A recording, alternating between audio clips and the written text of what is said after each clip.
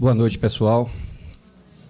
É uma satisfação estar aqui mais uma vez com vocês para falar de um assunto que eu li num livro, há muitos anos atrás, um livro Rosa Cruz, que o título do livro era Glândulas, o Espelho do Eu.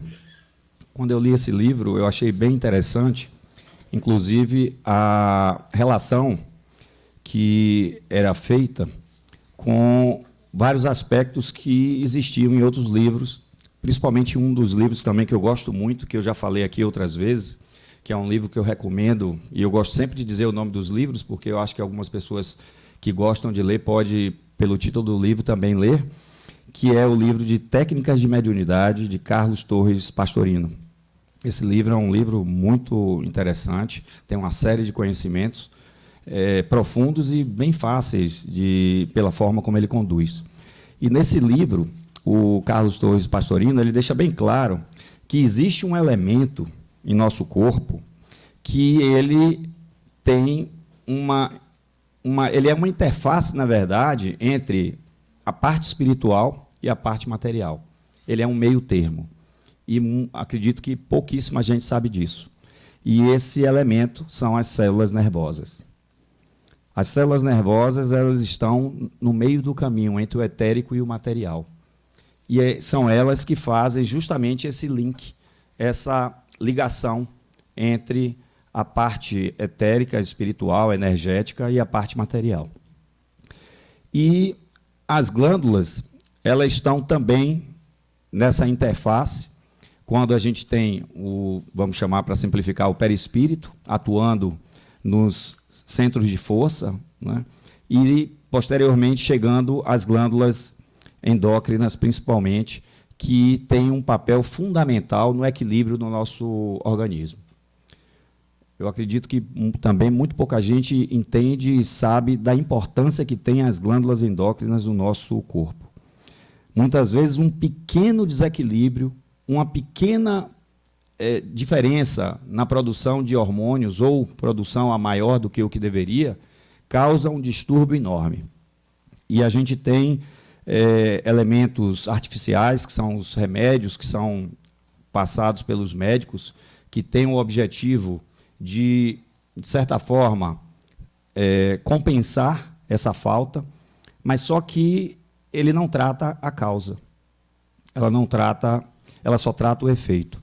Porque na medida em que a gente tem a falta de um determinado hormônio, de uma determinada substância, e a gente toma essa substância de maneira artificial, e essa substância artificial não tem, com certeza, as mesmas propriedades dessa substância que o nosso corpo produz, a gente vai ter um efeito que não é o mesmo, e a gente também pode desenvolver uma dependência, além de que o principal não está sendo tratado, que é justamente a causa.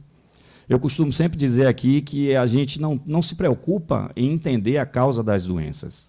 Por exemplo, é muito comum hoje em dia as pessoas, quando chegam com 35, 40 anos, ter uma pressão alta, por algum motivo, começa a sentir uma dor na nuca, se sente mal, vai medir a pressão, está com pressão alta. Vai para o médico. O médico mede a pressão, está alta. E, depois de feito algumas medições em outros períodos, constata-se que a pressão está alta. Essa pessoa vai ter um remedinho para o resto da vida. Vai ficar com a dependência vitalícia. Mas o que é que provocou essa pressão alta? Por que é que antes ela não tinha e depois ela passou a ter? Será que a pessoa não para pensar nisso? O que é que está de errado? O que é que está sendo feito de errado? E isso, pessoal, faz parte da nossa vida. É muito importante.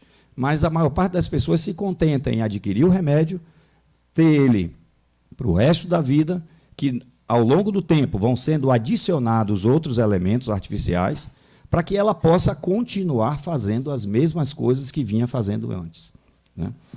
E com as glândulas não é diferente.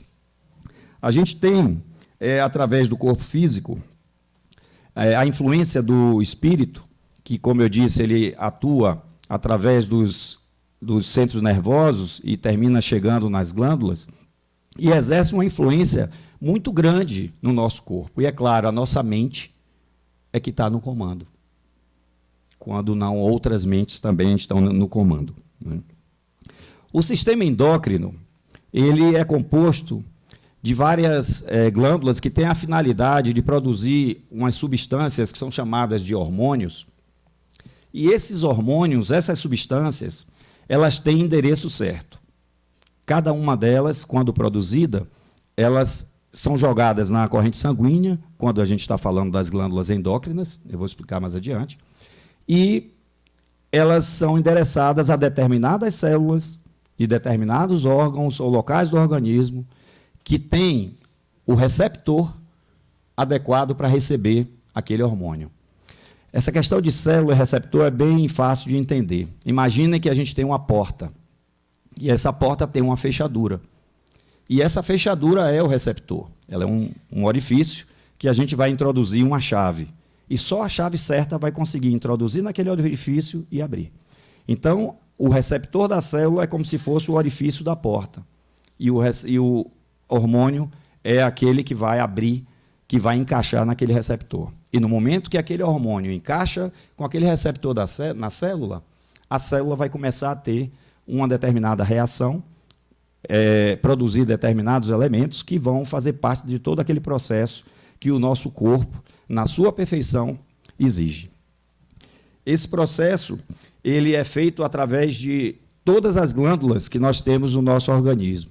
Nós temos a principal, que no final a gente vai falar um pouco sobre ela, principalmente com relação a essa questão dessa transição entre o material e o espiritual, que é a pineal, que é a glândula que comanda todas as outras glândulas, é chamada de reguladora das reguladoras.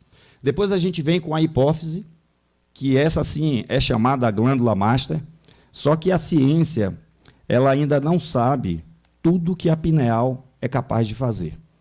Existe um médico, Dr. Sérgio Oliveira, não sei se alguns de vocês já ouviram falar, ele é especialista no estudo da glândula pineal.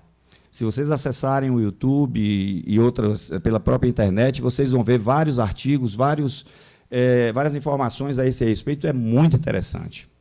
Ele é uma pessoa que, para vocês terem uma ideia, ele é o professor titular da cadeira de Medicina e Espiritualidade da USP, e ele conseguiu introduzir essa disciplina, e ele também desenvolve pesquisa científica em cima desse assunto, principalmente da glândula pineal e da espiritualidade como um todo, né?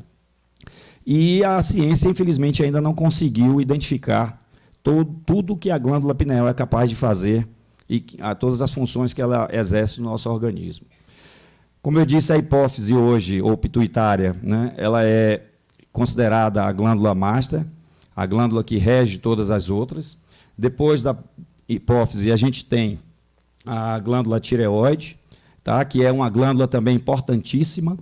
Essa glândula, principalmente as mulheres, geralmente conhecem um pouco sobre ela, porque geralmente as mulheres têm problemas com a glândula tireoide, de hiper ou hipotireoidismo, e aí também passam a tomar um remedinho em caráter vitalício. Depois da tireoide, a gente tem o timo, que é uma outra glândula que a ciência também não conhece. Ela sabe apenas alguns efeitos dessa glândula. Imagina-se que o timo é uma glândula que está em fase de extinção, assim como o apêndice. O apêndice também se fala que o apêndice é um elemento que um dia ele vai sumir. Na verdade, o apêndice ele é um repositório de bactérias. No intestino grosso, e ele fica justamente na entrada do intestino grosso, a gente tem mais de 400 tipos de bactérias. Só no intestino grosso a gente tem mais de 1,5 kg de bactérias dentro do nosso intestino grosso. E o apêndice ele tem um repositório de bactérias justamente para quando a gente tem algum tipo de problema, por exemplo, um desarranjo muito grave, essas bactérias vão todas embora, porque a gente tem uma diarreia e o apêndice, ele, com essas bactérias acumuladas lá dentro, que ficam em estado de animação suspensa, ele joga de novo no intestino grosso e elas se reproduzem rapidamente para refazer aquela flora que é extremamente fundamental e necessária para o nosso corpo. e, da mesma forma, o timo ele não é hoje muito considerado. Existem algumas funções que a gente vai falar aqui, mas ele ainda está muito mal conhecido pela própria ciência. Depois do timo, a gente vem com o pâncreas, que também é uma outra glândula bastante conhecida, porque ele tem a ver com uma das doenças que de 1980 para cá aumentou 4 vezes. Uma doença degenerativa e que cada dia assola mais a humanidade, que é o diabetes. O diabetes ele vem cada dia mais crescendo, principalmente com as crianças e as pessoas mais idosas, e a maior parte das pessoas também não faz ideia nem o porquê que essa doença se instala e como é que é possível fazer ou para eventualmente curar ou até minimizar e controlá-la. Tá? E o pâncreas é uma das glândulas que tem papel fundamental nesse aspecto da evolução ou não da diabetes. Depois a gente tem as glândulas suprarrenais. As glândulas suprarrenais também é bem conhecida, pelo menos, talvez não a glândula suprarrenal em si, mas o seu efeito, principalmente na forma como a gente vive hoje, nessa vida corrida, nessa agitação que a gente vive, que é o estresse. Quando a gente está estressado, essas glândulas suprarrenais, que elas ficam na cabeça dos rins, é como se fosse um chapéuzinho em cima dos rins, ela começa a secretar determinados hormônios que vão trazer uma série de efeitos e, numa situação de estresse como essa que a gente tem hoje, bastante danosos ao nosso organismo. Depois das suprarrenais, a gente tem as glândulas que fazem a reprodução, glândulas reprodutoras, tanto do homem como da mulher, e assim a gente tem todo o processo das glândulas principais. Não são só essas, tá? A gente tem várias outras glândulas. Existem 3 tipos básicos de glândulas. Tem as glândulas que elas secretam uma substância não na corrente sanguínea, mas em determinados dutos, determinados locais, às vezes até vazios, como no caso da nossa boca. A glândula salivar, por exemplo, é uma glândula exócrina que secreta a saliva, que é composta de vários elementos ali, principalmente enzimas, que são fundamentais no processo da digestão. Tá? Assim como as sudoríparas e glândulas também no intestino que secretam o ácido clorídrico e por aí vai. Esse é um tipo de glândula que não é a que a gente vai se concentrar, que é a glândula endócrina. E tem um outro tipo de glândula, que são as glândulas mistas. Porque a glândula endócrina, como eu já disse, ela secreta o hormônio e joga direto na corrente sanguínea. A glândula mista, ela, além de secretar o hormônio que joga na corrente sanguínea, ela também secreta um hormônio que joga em determinados locais. O pâncreas é uma delas. O pâncreas ele tem esse papel fundamental na questão do diabetes e tem também um outro papel fundamental, importantíssimo. Inclusive, o pâncreas é uma das glândulas vitais. Sem ele, a gente não consegue viver. Inclusive, o câncer de pâncreas, ele é, assim, muito perigoso. E se a gente não conseguir superar o câncer de pâncreas, a gente vai desencarnar. Porque, além dos hormônios que ele secreta também o suco pancreático, que ele é importantíssimo na ação contra as gorduras, com as enzimas que vão fazer parte do processo digestivo. E, sem isso, a gente não consegue fazer a digestão da maneira correta e, consequentemente, não consegue adquirir nutrientes para poder manter a nossa vida, né? As glândulas reprodutoras, a gente tem, principalmente no homem, a gente tem a produção de testosterona. A testosterona é o hormônio masculino, e esse hormônio masculino, para vocês terem uma ideia, a diferença da produção da testosterona do homem para a mulher é de 1 para 11 vezes, ou seja, a mulher produz uma unidade e o homem produz 11 unidades a mais, 11 vezes. A testosterona ela tem papel fundamental em todo o crescimento do homem, toda a formação do homem e na produção também dos espermatozoides, que vão ser a semente, né, o elemento que vai gerar a vida quando ele se junta com o óvulo. E praticamente todas as glândulas, ela tem uma ação direta, pessoal, da hipófise, ou pituitária, como eu falei lá atrás. E os testículos, ele não fica atrás. Da mesma forma, os ovários, ele tem a produção do estrógeno e da progesterona, que são 2 hormônios que a mulher precisa durante toda a sua fase de vida reprodutiva para poder reproduzir. Quando ela atinge a menopausa, aí ela fica sem a produção desses hormônios. E isso traz uma série de consequências para as mulheres, que muitas vezes os médicos passam hormônios artificiais, e esses hormônios artificiais, eles não têm a mesma ação que os hormônios naturais. Inclusive, fica aqui uma dica para as mulheres, principalmente, para os homens também vale isso, principalmente quando há o declínio da produção da testosterona. Existe uma nova linha da medicina que é chamada de hormônio bioidêntico. Alguns médicos trabalham com essa linha de hormônios bioidênticos, que eles têm características muito próximas às características dos hormônios que nós produzimos. E eles não têm os efeitos colaterais que os outros hormônios têm. Só para vocês terem uma ideia, uma pessoa, por exemplo, que tenha, porventura, sofrido um AVC, né, tenha tido uma isquemia cerebral, ela não pode tomar hormônio artificial. E se for uma mulher, como é que faz? Ela chega depois da menopausa e não consegue tomar o hormônio artificial. E com relação ao hormônio bioidêntico, infelizmente, ainda não há estudos que deem segurança de que ele é realmente imune a efeitos colaterais. Então, tem que se buscar novas fontes, principalmente fontes naturais, algumas ervas, algumas situações desse tipo, para poder tentar amenizar o problema. Mas quem não tem esse problema de, eventualmente, ter tido um AVC ou algum outro tipo de problema que impeça a utilização de hormônios, os hormônios bioidênticos são uma boa saída, nesse caso, com relação à questão da mulher. O pâncreas, pessoal, que seria uma glândula, como é que a gente já falou, que tem um papel fundamental no nosso organismo, e é uma glândula vital, sem ela a gente não consegue viver, ele tem 2 aspectos, que é a da produção de hormônios, como uma glândula endócrina, tá? E a produção de suco pancreático, como uma glândula que não é endócrina. Tá? A produção de hormônio, ele tem 2 hormônios bem interessantes. Um deles também a gente já ouviu falar bastante, que é a insulina. Quem é diabético conhece isso, ou pelo menos quem tem a diabetes tipo 1, principalmente. Porque os que têm o diabetes tipo 2, geralmente tomam remédios e dificilmente tomam insulina. Quando chega a tomar insulina é porque a coisa já está bem avançada e aí o remédio não faz mais efeito. A princípio, a pessoa toma o remédio justamente porque a insulina não estava fazendo efeito.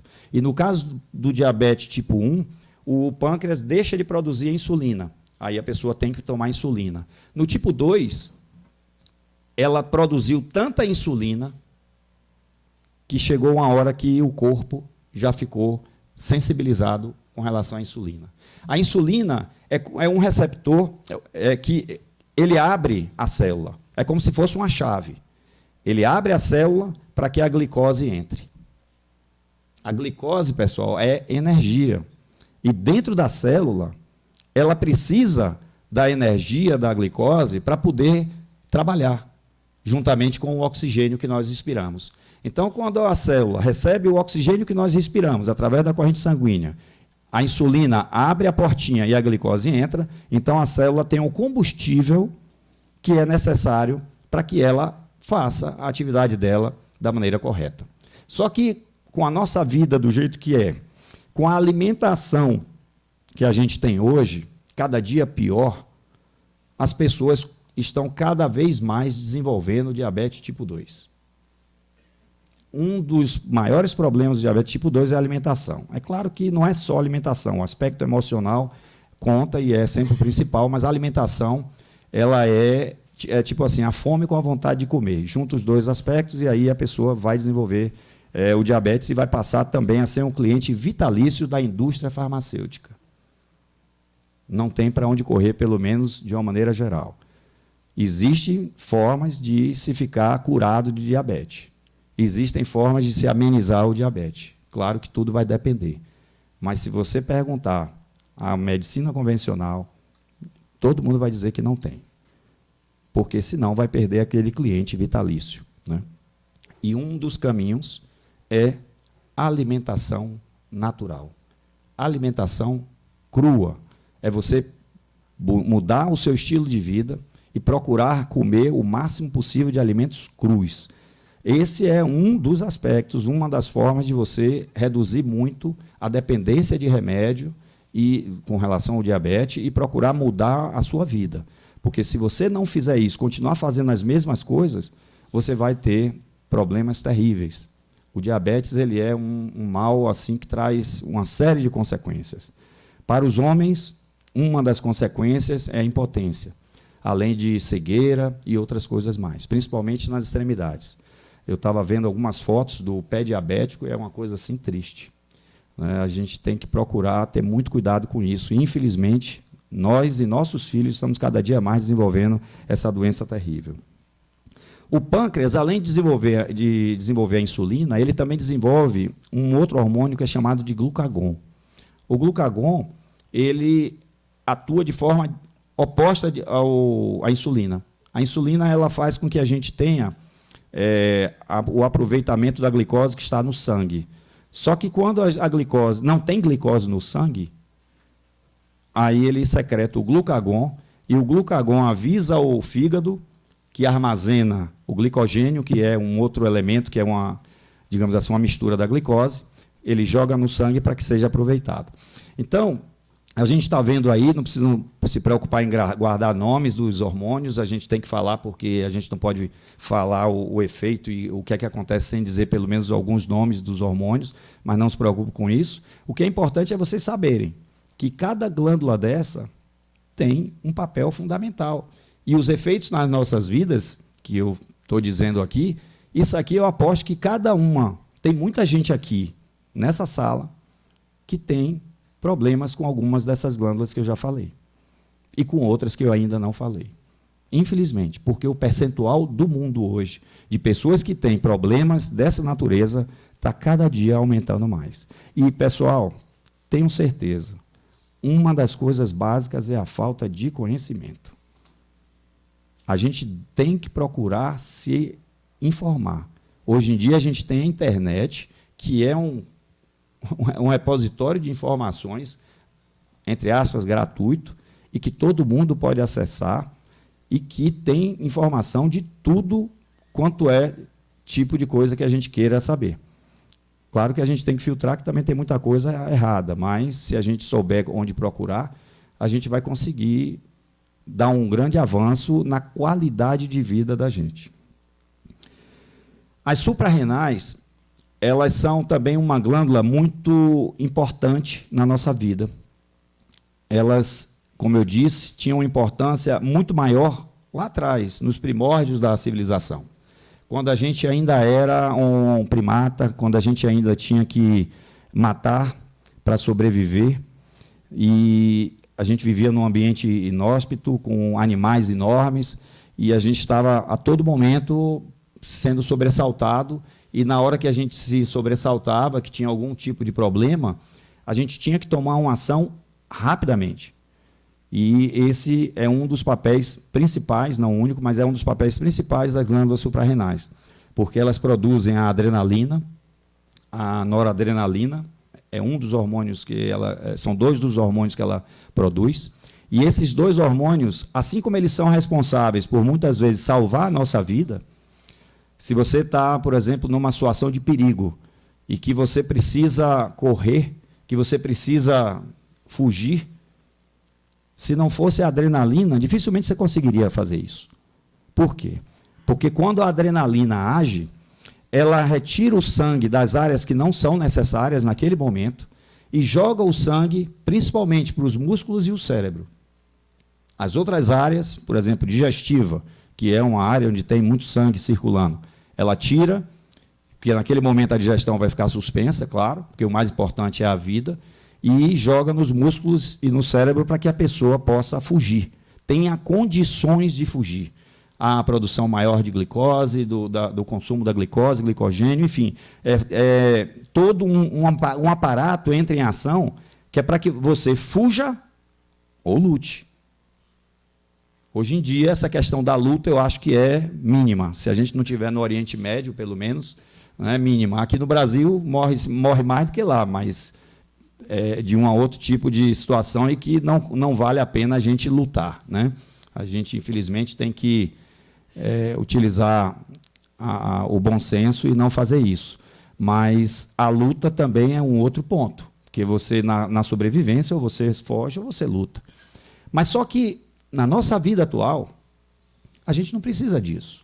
E aí, como é que fica? Com esse estresse contínuo que a gente vive no trabalho, em casa, na rua, no dia a dia, a gente fica num nível de estresse lá em cima. E o que é que acontece? As suprarrenais estão produzindo adrenalina, noradrenalina, e você já está... Tem gente que é viciado em adrenalina, literalmente. Tem gente que é viciado. Ele tem que estar a todo momento se submetendo ao perigo, porque aquele friozinho na barriga que dá, aquela sensação, ela precisa daquilo. Só que tem consequências, pessoal. Como eu disse antes, assim como ela tira o sangue da área digestiva, e se você estiver fazendo a digestão naquele momento, a digestão vai parar, ou vai ser sacrificada, pelo menos, ela também inibe imediatamente o sistema imunológico. E aí, pessoal, quando ela inibe o sistema imunológico, a gente fica aberto a uma série de doenças. Porque a nossa capacidade de defesa, ela está prejudicada. Então, quando a gente tem um estresse, quando a gente vive sob estresse, seja um estresse que é provocado por fatores externos ou eventualmente internos, porque tem pessoas que são estressadinhas, né? Então, ela vai estar nessa situação e, consequentemente, o seu sistema imunológico vai estar deprimido e ela vai estar mais propensa ao desenvolvimento de doenças. Quando a gente está jovem, tudo é mais fácil, né? Mas quando a gente vai ficando mais velho, principalmente com esse tipo de estilo de vida que a gente tem, aí a coisa vai complicando.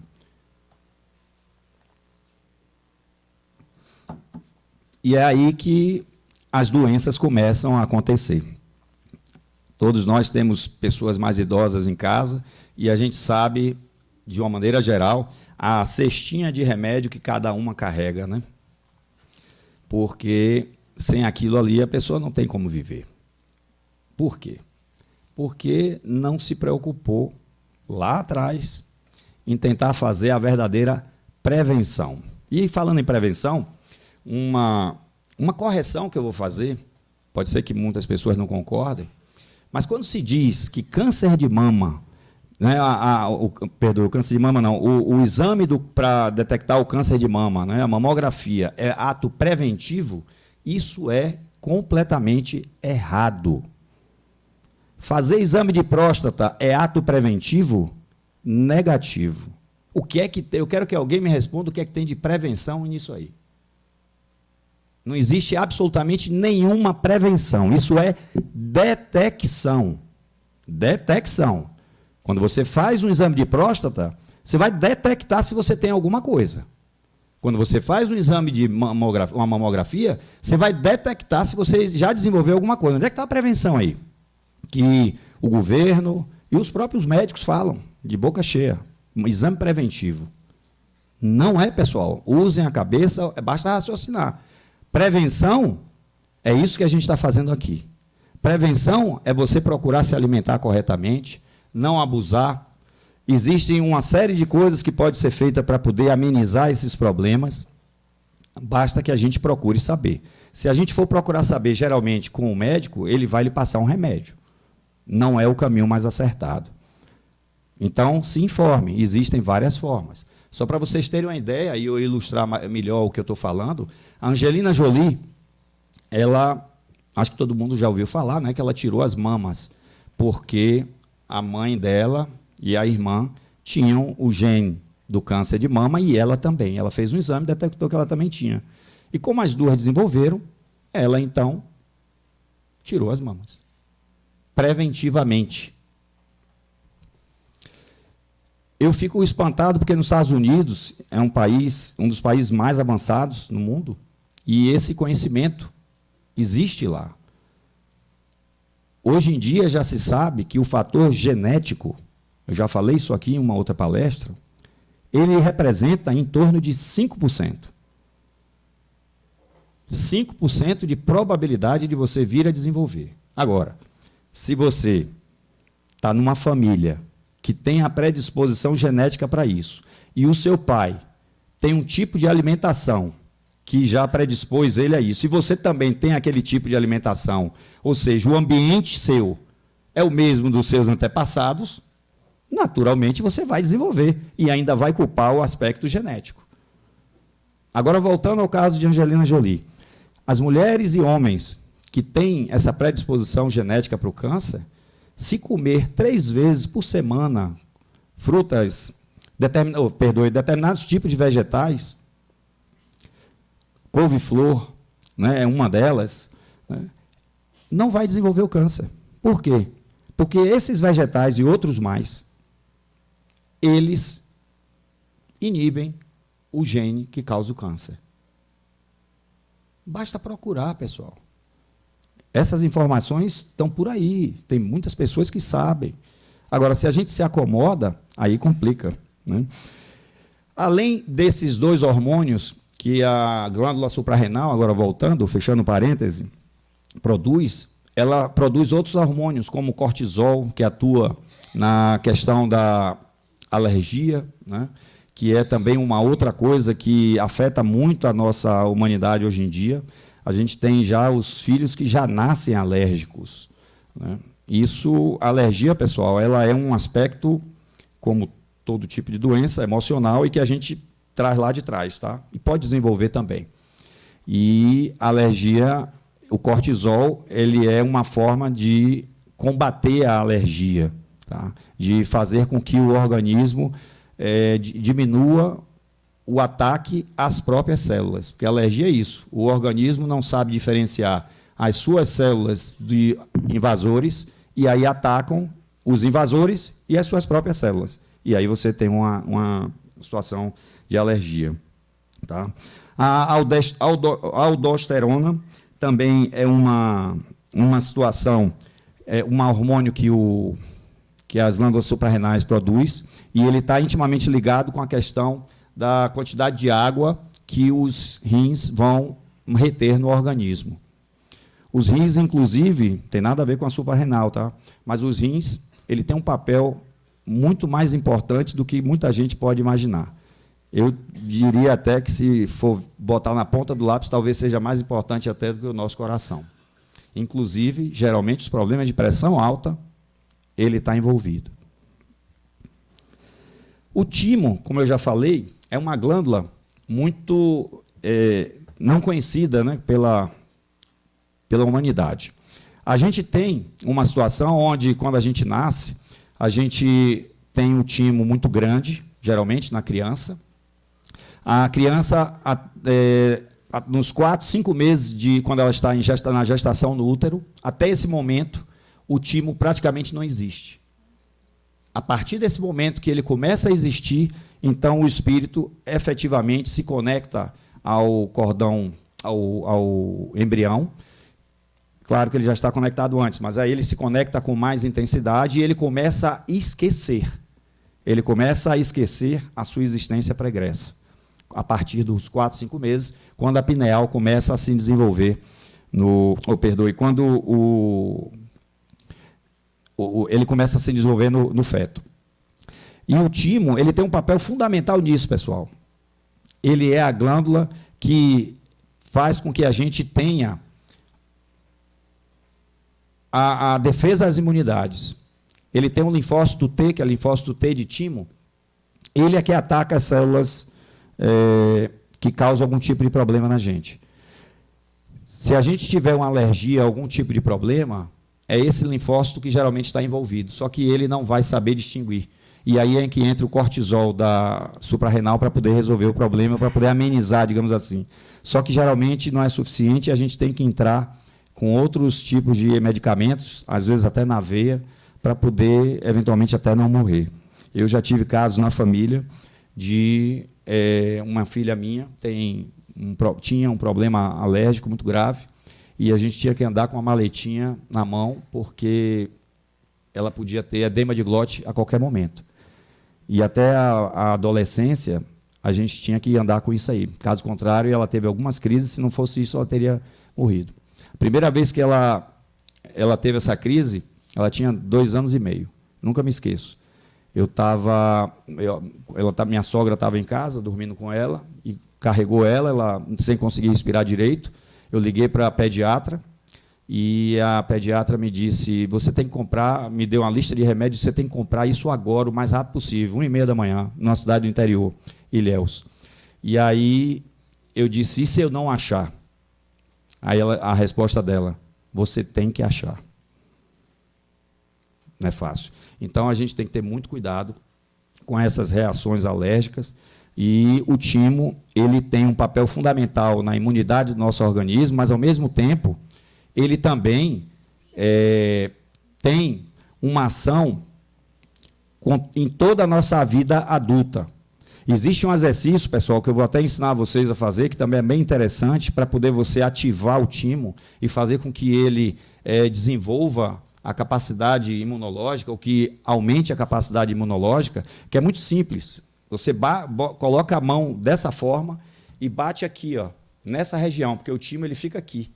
Você bate em 3 vezes, uma vez forte e 2 vezes fraca. Tipo assim, ó. 1, 2, 3, 1, 2, 3, 1, 2, 3, 1, 2, 3. Tomando banho, você fica fazendo esse exercício. É como se você estivesse acordando o timo. Ele começa a desenvolver mais hormônios e aí você vai ter esse aspecto da imunidade mais exacerbado. A tireoide é uma outra glândula bem interessante, né, que, como eu disse, as mulheres já conhecem. Ela tem vários hormônios que são secretados e ela é a glândula do metabolismo. Ela está envolvida com o metabolismo do nosso corpo e é fundamental esses hormônios. Às vezes a gente até tem pessoas que já tiraram a tireoide por qualquer motivo, mas elas têm que tomar remédio o resto da vida. Caso contrário, o metabolismo vai ficar sacrificado, né? E aí você tem situações onde a pessoa, se tiver hipertireoidismo, ela vai emagrecer. São pessoas assim bem estressadinhas, agitadas. Se você tiver pessoas com hipotireoidismo, ela geralmente vai engordar. São pessoas que têm, né, um aspecto mais lento, mais devagar. Mas as mulheres, principalmente, que engolem sapo direto, que fica com ele atravessado aqui, ó, isso principalmente lá atrás, hoje em dia nem tanto. Mas as pessoas que têm esse aspecto de engolir sapo, ficar com ele atravessado, bloqueia o fluxo energético aqui, ó. E quando faz esse bloqueio energético, essa região, ela vai ficar sacrificada. E quando ela fica sacrificada, aí os órgãos que estão naquela posição ali vão funcionar mal, que é o caso da tireoide. A tireoide produz um hormônio bem interessante também para as mulheres, que é a calcitonina. É ela que faz com que seja mantido o cálcio nos ossos. E as paratireoides, que são glândulas pequenininhas que ficam em cima da tireoide, são 2 glândulas, ela tem 4 pontos nessa posição mais ou menos, em cima da tireoide, ela produz o paratormônio, que é justamente o que faz com que o cálcio saia dos ossos e fique no sangue. Então, o equilíbrio entre a calcitonina e o paratormônio faz com que a gente tenha uma vida normal, uma vida equilibrada. Principalmente a questão das mulheres quando elas atingem a menopausa, né? A hipófise, que é a glândula reguladora, ela secreta muitos hormônios, vários hormônios, e ela atua em várias glândulas. Para vocês terem uma ideia, ela fabrica a ocitocina, que é uma das glândulas que regula a hora da gravidez. Do parto. E na época lá de antigamente, ela ficava tentando fazer com que o parto acontecesse na primavera, que é a melhor época para que os bebês sejam criados, né? A gente tem a prolactina, que age na mama da mulher para soltar o leite, hormônios que atuam nas gônadas ou no aparelho reprodutor. Nas suprarrenais também, elas é que atuam nas suprarrenais para poder fazer com que seja liberado a adrenalina ou não. e hormônios também que atuam nos ossos. São apenas alguns dos hormônios que fazem com que a hipófise seja considerada a reguladora das reguladoras. Esses hormônios que atuam nos ossos são os hormônios chamados do crescimento. E aí agora a gente vem com a epífise ou pineal. Porque a reguladora das reguladoras é a hipófise, né? Mas quem regula a reguladora? Quem controla a reguladora? É a pineal ou a epífise. E quem controla a pineal ou a epífise? Somos nós. É o nosso eu, vamos chamar de eu psíquico. E aí agora é que vem a questão do reflexo, do espelho, glândulas, o espelho do eu. Quando eu fiz essa introdução toda para que vocês tenham uma ideia do que é cada glândula, como é que ela funciona e quais os efeitos dela no organismo, pelo menos de uma maneira bem resumida, para a gente chegar nesse ponto. Porque quem controla a pineal? A pineal é uma antena. Inclusive, se descobriu que ela tem uma série de cristais, chamados cristais de hepatita. São cristais como se fossem magnéticos, cristais que têm propriedades de captar ondas eletromagnéticas. Só que ela é uma interface entre a terceira e a quarta dimensão.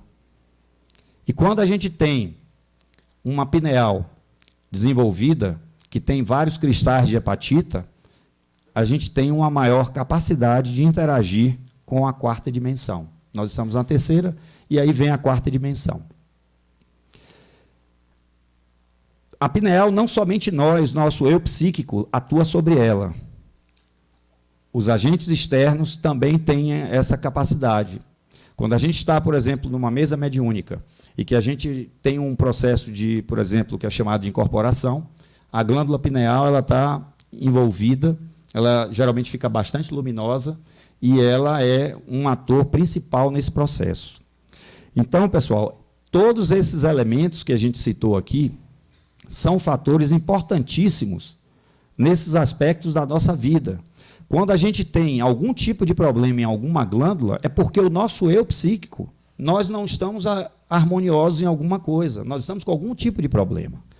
Não pensem vocês que as doenças que nós temos são culpa de A, de B, de C, não. Na verdade, não é só doença, tudo, absolutamente tudo que acontece na nossa vida, nós somos responsáveis. O nosso mundo exterior é o reflexo do nosso mundo interior. E o nosso corpo, ele começa refletindo exatamente o que nós somos. Porque o nosso eu psíquico, ele é que comanda a pineal. Ele é que dá as ordens para a pineal, que por sua vez vai estar controlando a hipófise, que por sua vez vai estar atuando em todas as outras glândulas. Então, se a gente tiver algum tipo de desequilíbrio, algum tipo de problema, isso vai refletir no organismo. Assim como eu disse, a questão do engolir sapo. Se você está engolindo sapo, você está ali chateado, vai terminar trazendo um problema na tireoide. Se você está com algum tipo de problema na sua vida, que você se deprime, que você começa a ficar triste, perde a vontade de viver, você vai desenvolver um problema, vai deixar de produzir serotonina, endorfinas, e aí você vai começar a ter um problema muito grave, psicológico, que vai ter que tomar remédio, né? Geralmente é assim que se faz, para que você possa ficar bom. Na verdade, você não vai ficar bom. Você vai repor. Você entra na depressão, está com um quadro de depressão grave, começa a tomar remédio. O que acontece? Você vai ter a reposição daqueles hormônios que vão, teoricamente, deixar você bem. E, realmente, a pessoa que estava lá mal, quando ela começa a tomar o remédio, ela se sente bem. Aí ela fica achando que está legal. E o pior não é isso. O pior é que esse remédio leva, geralmente, de 15 a 20 dias para fazer efeito. E aí ele começa a fazer efeito, a pessoa fica se achando tal. Depois de um tempo, muita gente, por conta própria, resolve tirar o remédio, porque acha que está boa. E quando ela tira o remédio, ela vai levar mais 15, 20 dias para poder perder o efeito. Então, naquele período, ela tira o remédio, na semana seguinte ela diz, aí, eu já estou bem, não preciso mais do remédio. Só que quando ela retorna, geralmente, o efeito rebote é pior ainda. Então, a pessoa vai entrar num quadro mais intenso, e o remédio sozinho ele não vai ajudar. É preciso que seja feito um processo terapêutico paralelo para que a pessoa possa sair dessa. Um outro aspecto muito importante também, que reflete nas glândulas, é o aspecto das emoções. A emoção, pessoal, é uma movimentação de energia psíquica. Parem um pouquinho e pensem, o que é emoção? Quando a gente sente uma emoção, aquela coisa que vem subitamente. É uma movimentação de energia psíquica. Você sabe que o pensamento é energia. E quando essa energia vem, a depender do tipo de energia, ela vai gerar determinados hormônios, por exemplo, na pituitária ou hipófise, e esses hormônios têm endereço certo. Se você está triste, ele vai liberar hormônios, entre aspas, da tristeza, e eles vão ser direcionados para determinados locais de tristeza. E essa energia que gerou aquela emoção, se ela não veio e foi embora, se você não descarregou aquilo, muitas vezes ela vai ficar em você. E essa é, inclusive, uma das áreas que a gente trabalha, que é chamado de cura das emoções. Essa emoção ela vai ficar reprimida, ela vai ficar aprisionada, e ela pode ficar como se fosse um limão, uma laranja, um melão, ela vai ficar em determinados locais do seu corpo. E esses locais que essa emoção ficar, ela vai causar estrago. Pode ser em 1 ano, 10 anos, 20 anos, 30 anos, ela vai causar estrago. E aí é que entra justamente o processo onde você identifica isso para retirar essas emoções que estão aprisionadas. Porque, caso contrário, lá na frente você vai desenvolver um problema. Por quê? Porque o nosso corpo vai refletir. Ele pode não estar refletindo, ele não é assim, no estalo, né, imediatamente. Mas ele vai refletir. E quando a gente tem influências espirituais, quando a gente tem algum tipo de influência espiritual, a gente também fica sujeito a isso. Quando a gente tem os amigos espirituais que estão ali querendo interferir com a nossa vida, é uma porta aberta. E se a gente abrir a porta... Outro dia eu estava ouvindo uma palestra, onde o palestrante dizia, né, que o vampiro das histórias, né, ele diz que ele nunca entra na sua casa se você não abrir a porta. Nos filmes fala isso, né? Você tem que permitir. É a mesma coisa.